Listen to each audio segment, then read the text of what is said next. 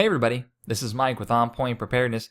Haven't done a video for you guys in about 3 weeks, and this is the reason. We are tearing up all of our existing flooring and putting down wood floors and painting cabinets and a whole bunch of other home improvements, and it's just taking up all my time. I'm probably going to be busy for the next 2 weeks or so may get a video out every once in a while, but after the 2 weeks are over, I'll be on full time for you guys, put out steady stream of videos, and get back in touch with everything that's going on. But in the meantime, there was one article that I wanted to share with you guys today, and it's this one from Rome Reports.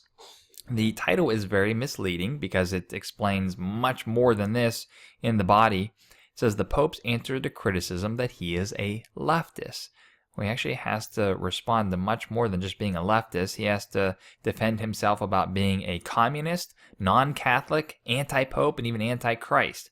So here, as we go into the short little paragraph here, he responded to criticism that he's communist or insufficiently Catholic by saying that he recalls this story of a cardinal who told him that a very Catholic woman came to him and asked if it was true that the Bible spoke of an anti-Christ and an anti-Pope, the false prophet.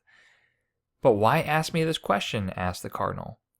Well, she says, "I'm sure that Pope Francis is the anti-Pope, is the false prophet."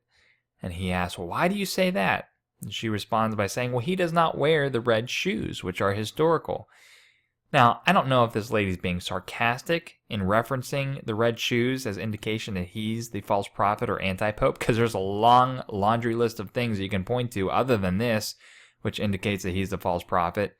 But the interesting thing about this is that a private conversation between a cardinal and this Catholic lady had meandered its way all the way to the lips of Pope Francis in defending himself about claims that he was an anti-Pope, anti-Christ, or communist.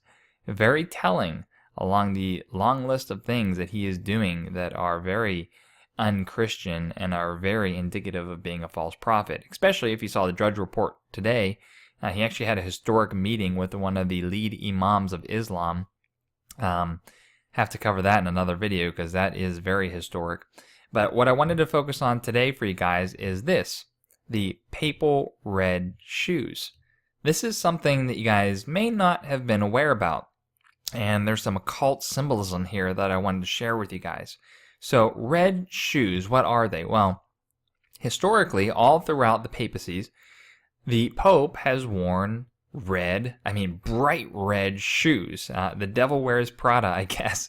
The Pope at the time would wear these red shoes to special ceremonies. He even had his own pair of red slippers that he would wear within the confines of the Vatican itself. But red shoes, whenever you think about them, bring images of another occult movie. And that is The Wizard of Oz, Dorothy and her ruby red slippers. So if you remember, these weren't originally red slippers, they were silver slippers, which were indicative or symbolized silver coinage, which were used to break free from the gold standard in fiat currency. But when MGM took this movie on, they distinctly made the shoes red ruby slippers. And they said it was because they wanted to showcase their new color technology advancements. But red shoes has a much deeper meaning than that, especially when you see ruby red slippers here in this occult movie of The Wizard of Oz, and also they are essentially ruby red slippers for the papacy. Now, if you look into Google about ruby red slipper symbolism and everything like that, you're going to get a whole host of things that are just going to drive you crazy. There's not a lot of concrete evidence about the symbolism of red shoes, with the exception of this article from Hilary Davidson, Sex and Sin, the Magic of Red Shoes. I found this to be a very enlightening article, and it goes into the symbolism of the shoes, specifically the parts I want to point out for you guys here right off the bat from the second page. Red shoes convey concepts of sexuality, mobility, magic, and gender. And they even go into the fact that the highest ranks of the Catholic Church wear red vestments, but it's also the color of red light districts, scarlet women, and the devil.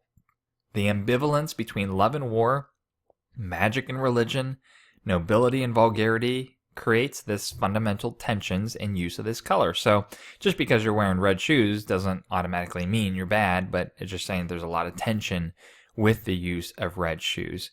It goes on and on with the use of red shoes throughout history, but for you guys and me to understand the most important symbolism of red shoes, it's the fact that they convey power and nobility.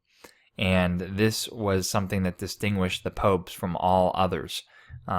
Again, not being humble or Christ-like, being very extravagant and unique. And it's no coincidence that the red shoes were also used in Dorothy in The Wizard of Oz, because they also conveyed power. Remember, clicking her ruby heels together was the magic tool to get her out of Oz. So again, just power and nobility. So occult symbolism everywhere. That's actually going to be the topic of my next video, where I just found a whole ton of occult symbolism in my own workplace. Until then, this is Mike with On Point Preparedness. See you guys later, and wish me luck.